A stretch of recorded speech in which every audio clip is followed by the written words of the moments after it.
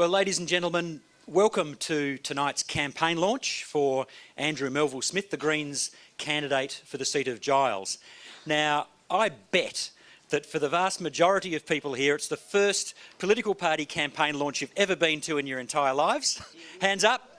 Yeah, 90% I would have thought.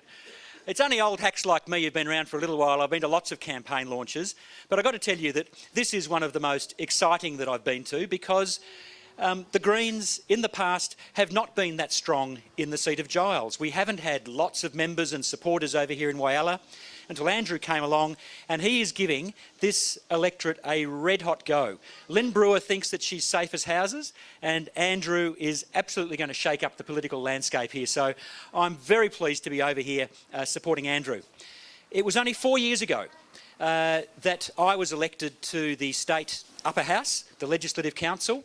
I was the first Green to be elected in South Australia. I've been there for 4 years. I've got 4 more years to go, and we're hoping that we will at least double and hopefully triple our representation in Parliament after this election. That's what we're aiming to do. That's what I'm hoping we can do. And Andrew here in Giles is doing his bit by running one of the most professional campaigns that we're running in any seat in South Australia. So it's an absolute pleasure to be here supporting Andrew's campaign. Another person I might just point out to you is Kevin Phelan, who's in the blue shirt. Wave your hand around, Kevin. Kevin is the convener of our election campaign committee for the whole state, and it's great that he's over here supporting Andrew as well, so that's really good. In terms of the issues, I mean, we know that elections are complex things, and people vote for a whole range of reasons. We know there's lots of people who are going to care about Point Lowly, people who've been involved in the campaign or supporting it with writing letters to newspapers, turning up to rallies, telling the local council what you think. And that's fantastic that we've got such a passionate campaigner for Point Lowly as the candidate. But we know that elections are more than that as well. And that's why we're really glad to have Andrew on board, because the Greens are running on all of the issues this election. Sure, the environment is important. Without the environment, you don't have an economy. But we're also running on education, trying to get smaller class sizes, making sure that kids who need special help get special help. We're campaigning on education. I mean, you guys must feel frustrated as anything when you see the debate happening in Adelaide. The only issue appears to be, do you build a new hospital over there, or do you fix up the one that's 1 kilometre down the road? And you're thinking, hang on, we're in Whyalla. You know, where are the resources for our healthcare system, our hospital? The Greens' position is not as simple as Liberal and Labor. You know, one's saying, yeah, brand new hospital, the other's saying, fix up the old one. What the Greens are saying is, let's do whichever of those is the best value for money, and all of the savings that you make, you direct towards primary health care, towards helping people to stay well in the community, because we know that keeping people well is a far better investment than simply fixing, you know, putting them in hospital afterwards. You know, we're all going to enjoy a beer later. Some of you might smoke. We actually know that if you actually had people drinking a bit less and smoking a bit less, the health budget is improved vastly. If we just keep doing it the same old way, where you don't worry about helping people stay well, you just worry about hospitals, the health budget in this state will overtake the entire state budget by about the year 2020 or 2030. In other words, every single cent that the state government has will have to go into health, because it's a hospital-based system. It's not a system. In fact, it's based on ILF, not health. Health is about staying healthy. ILF is about just treating people when they're ill. Of course you've got to have that stuff. You've got to have hospitals, but the Greens want to focus on helping people to stay well. We know mental health is going to be a big issue in this election, because it's one of those things that no one likes to talk about it, but it touches most of us at some stage in our lives, whether it's ourselves, our family, our friends, you know, loved ones.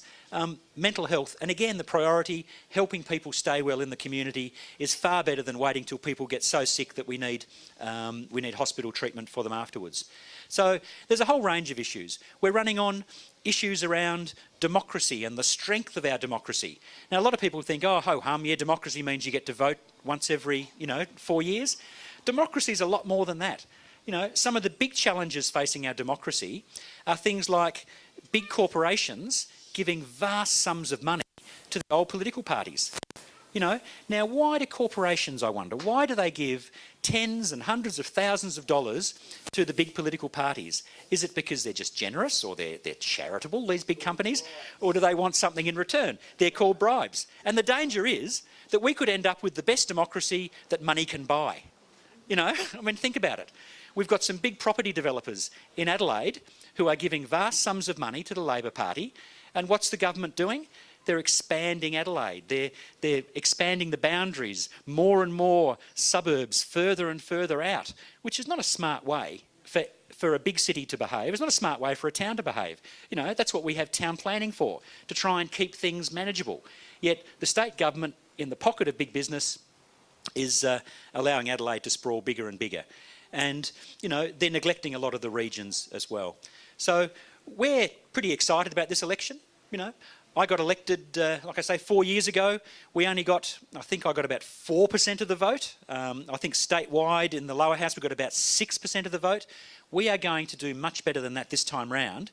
And it's going to be thanks to people like Andrew, who have the courage to actually get out there and say, hang on, I think that my community can be better. I think the world can be a better place. I think it can be fairer. I think it can be more sustainable. I mean, the easiest thing to do is just grizzle.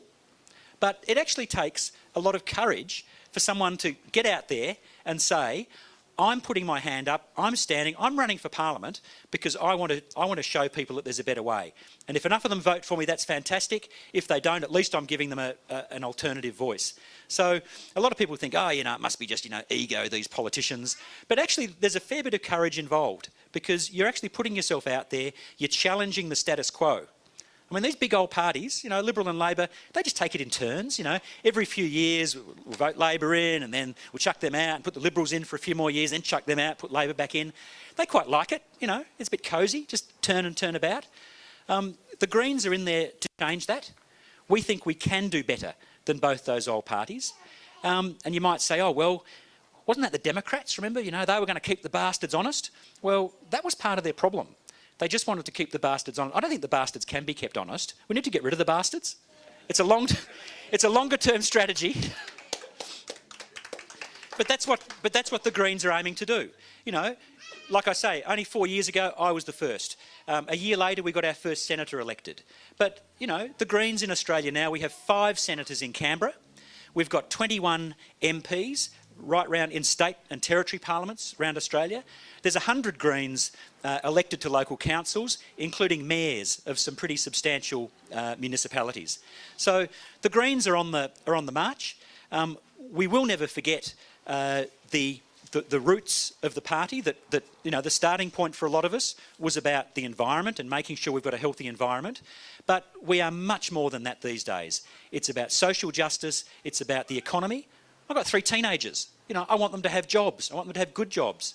And, you know, so the Greens have got a job creation strategy, which is looking at something a bit broader than just mining and defence. I mean, you listen to Mike Rann, you'd think there's only 2 industries in this state, mining and defence. I'll let you in on a secret. Those 2 industries combined employ 3% of South Australians.